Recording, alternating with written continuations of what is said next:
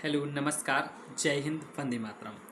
So my dear teachers और जो teacher बनने की तैयारी कर रहे हैं उन सभी को नमस्कार बार बार। और आज हम इस वीडियो में पढ़ने वाले हैं लेव वाइगोत्स्की। बहुत ही फेमस शिक्षा शास्त्री हैं, मनोवैज्ञानिक हैं और इनसे संबंधित एक दो क्वेश्चन हर टेट एग्ज़ाम में, चाहे वो सी टेट हो, MP टेट हो, UP टेट हो, आपको देखने को मिलेगा ही। तो ये वीडियो खासकर हम MP के हैं तो हम MP वाले टीचर्स, UP वाले जो भी देखें उन सब के लिए है। और वर्ग 3, 2, 1 सब के लिए यह टॉपिक महत्वपूर्ण है, तो ध्यान से इस वीडियो को पूरा देख लीजिएगा। अभी जो सेवारत शिक्षकों के लिए MP टेट पात्रता परीक्षा पास करनी है उसके लिए भी अति महत्वपूर्ण टॉपिक है। तो चलिए हम जल्दी से देखते हैं लेव वाइगोत्स्की कौन हैं, कैसे हैं, इन्होंने कौन सा सिद्धांत दिया, क्या क्या बातें इनके बारे में महत्वपूर्ण हैं, जल्दी से देख लेते हैं। तो देखिए टीचर्स, ये है उनकी पूरी इंफॉर्मेशन और उनके दिए गए, उन्होंने सोशियो कल्चरल थ्योरी दी है, मतलब सामाजिक सांस्कृतिक सिद्धांत। चलिए पढ़ लेते हैं हम। लेव वाइगोत्स्की का सामाजिक सांस्कृतिक सिद्धांत MP टेट वर्ग 2 या वर्ग 3 या वर्ग 1 के लिए भी सेवारत शिक्षकों हेतु बाल विकास एवं शिक्षा शास्त्र CDP विशेष ये इम्पोर्टेंट है। वाइगोत्स्की का सामान्य परिचय, सबसे पहले हम ये जान लेते हैं कि ये कहाँ के वैज्ञानिक हैं, क्योंकि ये क्वेश्चन भी आ जाता है। ठीक है, तो यहाँ देखते हैं हम, यहाँ आप देख पा रहे हैं वीडियो में कि मूल निवासी लेव वाइगोत्स्की जो हैं रूस के प्रसिद्ध मनोवैज्ञानिक, रशियन साइकोलॉजिस्ट हैं। ठीक है, सिद्धांत का नाम, इन्होंने जो सिद्धांत दिया है उसका नाम है सामाजिक सांस्कृतिक विकास का सिद्धांत, socio cultural theory of cognitive development, है ना। मुख्य उपाधि, इन्हें सामाजिक संरचनावादी माना जाता है, सोशियल कंस्ट्रक्टिविस्ट इनको माना जाता है। इनके मूल विचार क्या हैं? बालक के संज्ञानात्मक विकास में समाज, संस्कृति और भाषा की सबसे मुख्य भूमिका होती है। वाइगोत्स्की जी क्या कहते हैं कि जो बालक है उसका जो संज्ञानात्मक विकास है तो वो समाज, संस्कृति और भाषा इनके आधार पर होता है, इनकी बहुत ही महत्वपूर्ण भूमिका होती है। बच्चा समाज और वयस्कों के साथ अंतःक्रिया, सोशियल इंटरेक्शन करके सीखता है ना। जो भी बच्चा है वो समाज में इंटरेक्शन के द्वारा सीखता है। पियाजे से मुख्य अंतर, अभी जो हमने पिछली वीडियो पियाजे, जीन पियाजे जो कि स्विस साइकोलॉजिस्ट थे, उनके बारे में पढ़ा था। इनका इसमें अंतर क्या बताया उन्होंने? पियाजे जहां बच्चे को नन्हा वैज्ञानिक मानकर स्वयं खोज करने पर बल देते हैं, वहीं वाइगोत्स्की मानते हैं कि विकास सामाजिक अंतःक्रिया पर निर्भर करता है। पियाजे ने कहा है कि बच्चा नन्हा वैज्ञानिक है, वो स्वयं खोज करता है ना। और यहाँ वाइगोत्स्की कहते हैं कि विकास जो है वो सामाजिक अंतरक्रिया पर निर्भर करता है। चलिए, सिद्धांत के 3 मुख्य स्तंभ हैं, इसको हम समझ लेते हैं। इन्होंने कहा है कि सामाजिक अंतःक्रिया, ये क्या है? सामाजिक अंतःक्रिया बालक समाज, वयस्कों और अपने साथियों के साथ बातचीत तथा मेलजोल करके ज्ञान का निर्माण करता है। एक तो ये हो गया। दूसरा है संस्कृति, कल्चर। संस्कृति बच्चे को सोचने, समझने, तर्क करने और व्यवहार करने का ढांचा व औजार प्रदान करती है। जो बच्चा है सोचने, समझने, तर्क करने और व्यवहार करने का जो ढांचा उसको मिलता है वो संस्कृति से मिलता है। और तीसरा जो है मुख्य स्तंभ में भाषा।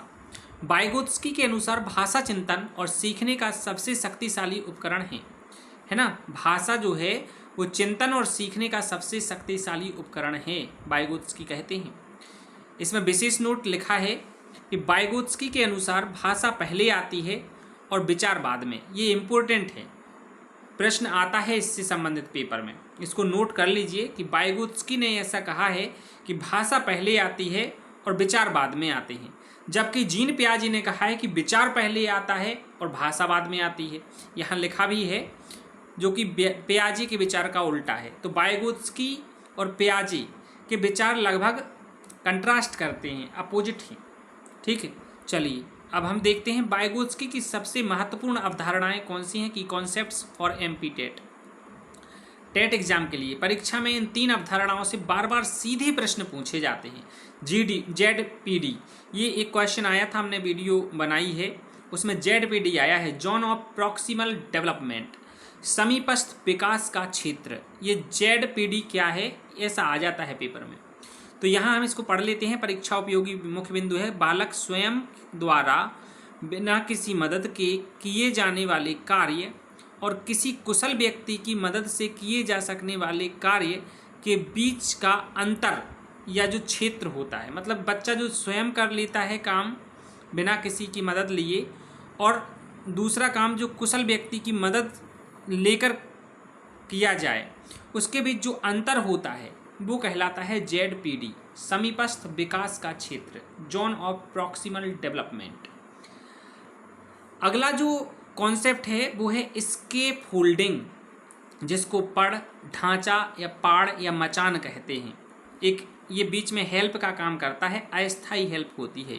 इसको पढ़ लेते हैं कि बच्चे को समस्या हल करने या नया कौशल सीखने के दौरान दी जाने वाली अस्थायी मदद, टेम्पररी सपोर्ट, जैसे संकेत, इशारा या आधा हल किया हुआ उदाहरण, ये स्केप होल्डिंग कहलाता है ना।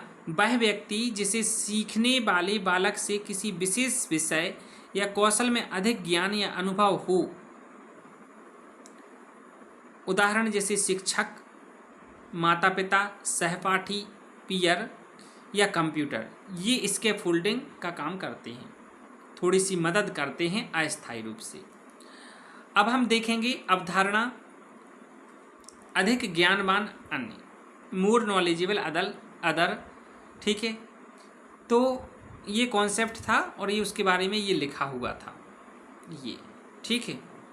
चलिए, वाइगोत्स्की के अनुसार भाषा के प्रकार हमें समझना है, टाइप्स ऑफ स्पीच। तो इन्होंने कहा है कि सामाजिक वाक्, सोशियल स्पीच, 2 वर्ष की उम्र से बच्चा बाहरी दुनिया और दूसरों से संवाद करने के लिए बोलता है, जिसको सामाजिक वाक् कहते हैं, जो बच्चा 2 वर्ष की उम्र से शुरू कर देता है। निज वाक् या निजी भाषण, प्राइवेट स्पीच, जो होती है 3 से 7 वर्ष का जब बच्चा होता है, तो बच्चा खुद से जोर जोर से बातें करता है। खेलते समय आपने बच्चों को देखा होगा, बच्चे कहते हैं ये मैं ये कर लूँगी या मैं ये कर लूँगा। ऐसे बच्चे 3 से 7 साल के जो बच्चे होते हैं वो आप खुद से बात करते हैं जोर से।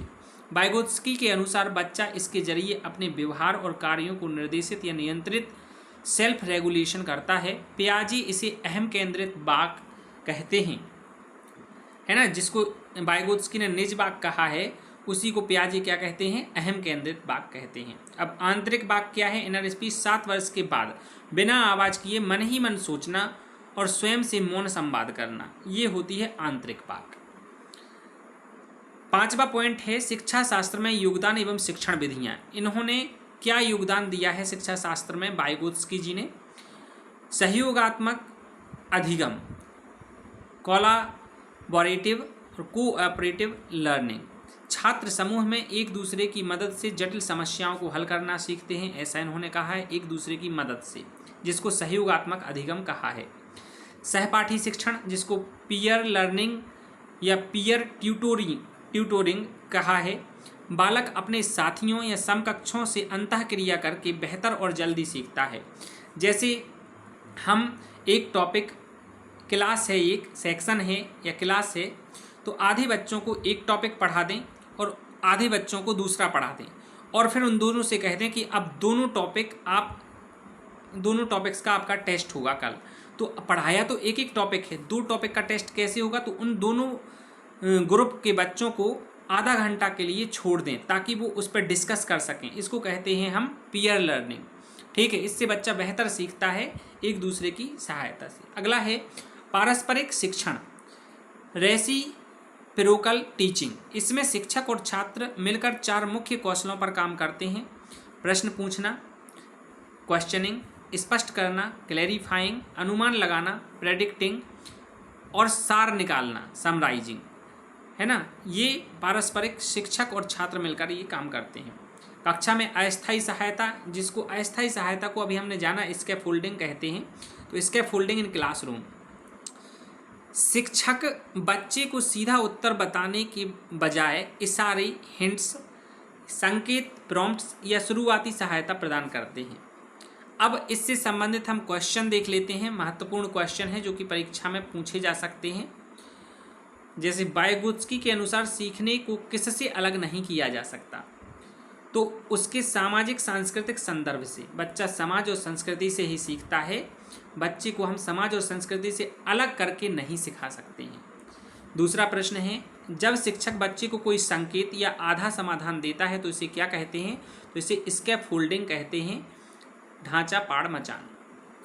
अगला है प्रश्न, बच्चा खेल के दौरान स्वयं से बातें करता है। वाइगोत्स्की के अनुसार यह क्या दर्शाती है, तो इसको प्राइवेट स्पीच, जब बच्चा स्वयं से करता है बातें, जो 7 साल से जब बच्चा ऊपर का हो जाता है, 7 साल से ऐसा शुरू करता है, निज वाक कहते हैं उसको, अपने कार्यों को दिशा देना। ZPD और स्कैफोल्डिंग की अवधारणा किसने दी, ये इंपॉर्टेंट रहता है, तो लेव वाइगोत्स्की ने दी है। सो माय डियर टीचर्स और माय डियर फ्रेंड्स, जो तैयारी कर रहे हैं टीचर बनने की, उन सभी को ढेर सारी शुभकामनाएं कि आपका जो भी टेट एग्ज़ाम आप देते हैं बहुत अच्छे अंकों से आप उसमें पात्रता प्राप्त करें। सो यदि आपको ये वीडियो काम की लगी और इम्पोर्टेंट लगी तो अपने फ्रेंड्स में, अपने साथियों में शेयर कर दीजिए और इस चैनल को सब्सक्राइब कर दीजिए। हम समय समय पर इम्पोर्टेंट टॉपिक्स और मॉक टेस्ट की वीडियो अपलोड करते रहते हैं, तो सब्सक्राइब करने के बाद बेल आइकन को ज़रूर प्रेस कर दीजिएगा ताकि आप तक सबसे पहले वीडियो पहुंचे जैसे ही हम यहाँ वीडियो बना के अपलोड करें। मिलते हैं अगली वीडियो में अगले टॉपिक के साथ, तब तक के लिए जय हिंद, वंदे मातरम।